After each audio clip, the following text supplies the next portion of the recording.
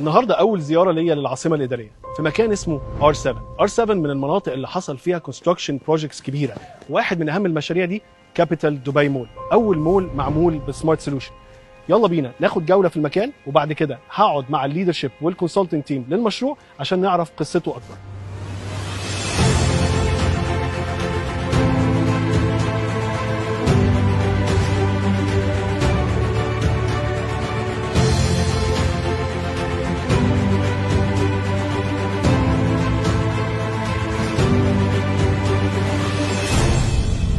طبعا دبي ديفلوبمنتس كان عندهم فيجن في المشروع دوت، ازاي نعمل اكسبيرينس كوميرشال مختلفه في مشروع تجاري في الار 7.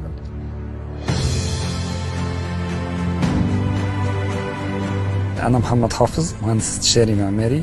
باشمهندس، لو حابب تقول لي اكتر عن دوركم في المشروع وايه التشالنجز اللي واجهتوها في المشروع ده؟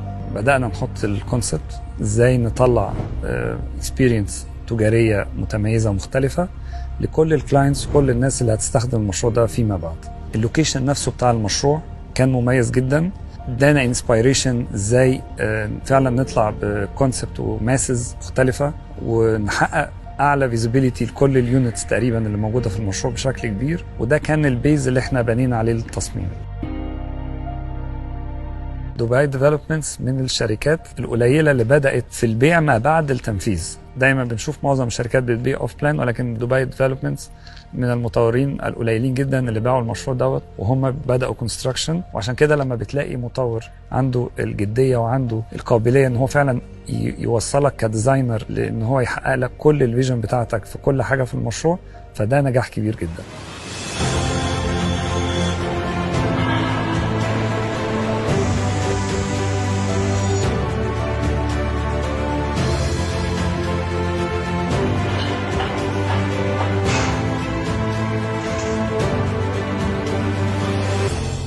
أهم حاجة بتميز المشروع ده وبتديله خصوصية كبيرة جدا في المرحلة الحالية إنه بقى فاكت على الأرض.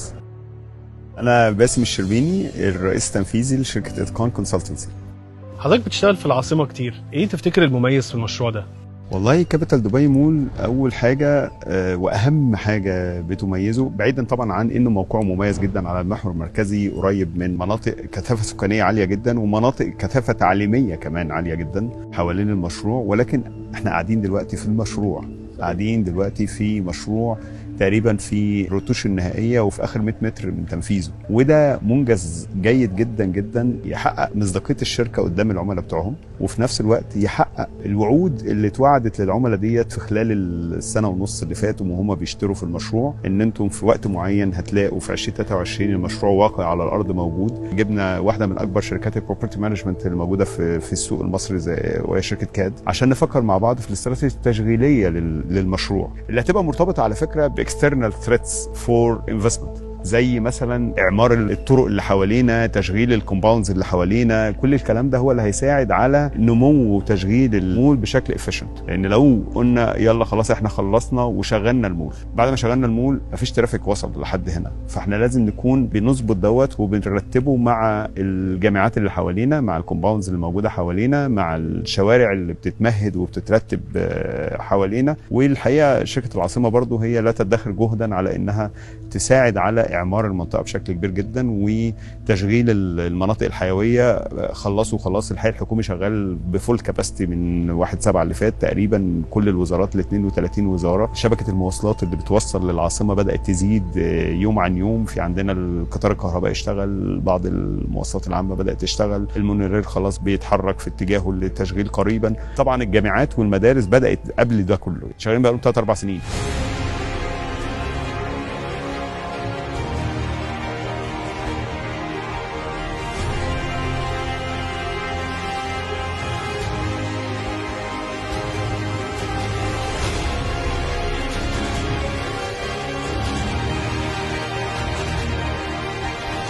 دايما التشغيل وعمليه الاوبريشن للمكان بيبقى فيه وراها جيش. الجيش ده بيوصل لك الشكل النهائي اللي انت شايفه وانت قاعد مرتاح.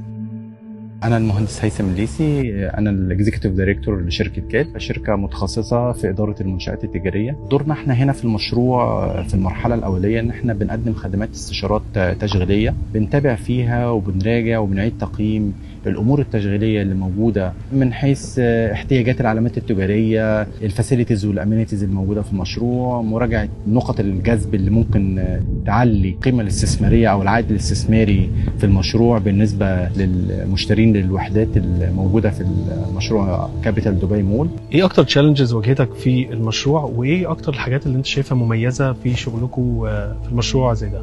مشروع زي اللي احنا فيه ده بنعمل له دراسه على كذا نطاق. طبعا النطاق الاولي للزبائن اللي متوقعه ان ممكن تبقى موجوده في مكان زي ده، اول حاجه السكان والكثافه السكانيه اللي حواليا، فلازم يبقى عندي تصور انا ايه الاحتياج اللي هيبقوا محتاجينه موجود، الاحتياج اليومي بتاعهم، محتاج ايه يبقى قريب مني اوفره كخدمات تجاريه. تاني حاجه المنطقه المحيطه بيا فيها مشاريع ايه، والمنطقه دي فيها مجموعه من المشاريع التعليميه اللي بيدي او بيعلي القيمه التسويقيه بتاعه المكان، في جانب طبعا ايه اللي المفروض اضيفه في المكان عشان اعلي العائد على الاستثمار بالنسبه للمستثمر اللي يجي اشترى وحده تجاريه هنا.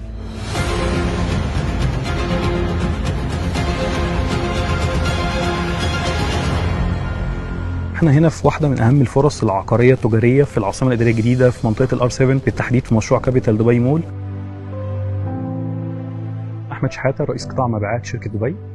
السيلز فيه تشالنجز كتير، لو تقدر تكلمني اكتر على اكتر الصعوبات اللي واجهتك في المشروع ده وازاي تغلبتم عليها. احنا في كابيتال دبي مول وبشكل عام عشان اتجنب وعشان ادابت مع التشالنجز دي، احنا اوريدي كنا راصدين ان احنا الاوبجيكتيف بتاع ادارتي وفريق عملي مش البيع في المطلق، يعني البيع واحده من اهم الاهداف ولكنها ليست الوحيده. الهدف الاسمى نسبيا هو استمراريه البيع، واستمراريه البيع بتيجي من فكره ان انا احقق نجاحات مشتركه لكل العناصر اللي بتشترك معايا في مشاريعي. فعلى مستوى العميل بتاعي بوفر له افضل موقع، على سبيل المثال احنا النهارده في موقع من اميز المواقع، ويمكن انا عرفت بالصدفه ان دي اول زياره ليك يا احمد في العاصمه. اول زياره ليا واول زياره للعاصمه الاداريه عامه وار 7، وان انا شايف مول تقريبا يعني في الفينشنج بتاعه كويس، فده يعتبر بصراحه انجاز. يعني هو ده كنت انا كنت حابب ان انا اعرف منك انطباعك يعني عن زياره العاصمه وعن المشروع بشكل عام. هو المشروع جغرافيا بيجي في واحده من اهم المناطق السكنيه اللي موجوده في العاصمه الاداريه الجديده، فيها ما يقارب او ما يزيد عن 40 كومباوند سكني، فانت بتغطي منطقه سكنيه مزدحمه جدا جدا جدا،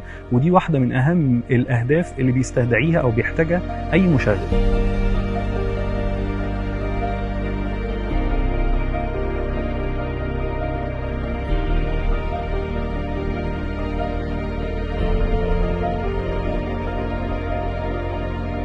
ودي نهاية أول زيارة ليا للعاصمة الإدارية ومشروع كابيتال دبي مول، وإن شاء الله يكون لينا زيارة تانية، يكون المشروع خلص في أقرب وقت، وأشوفكم إن شاء الله قريبا.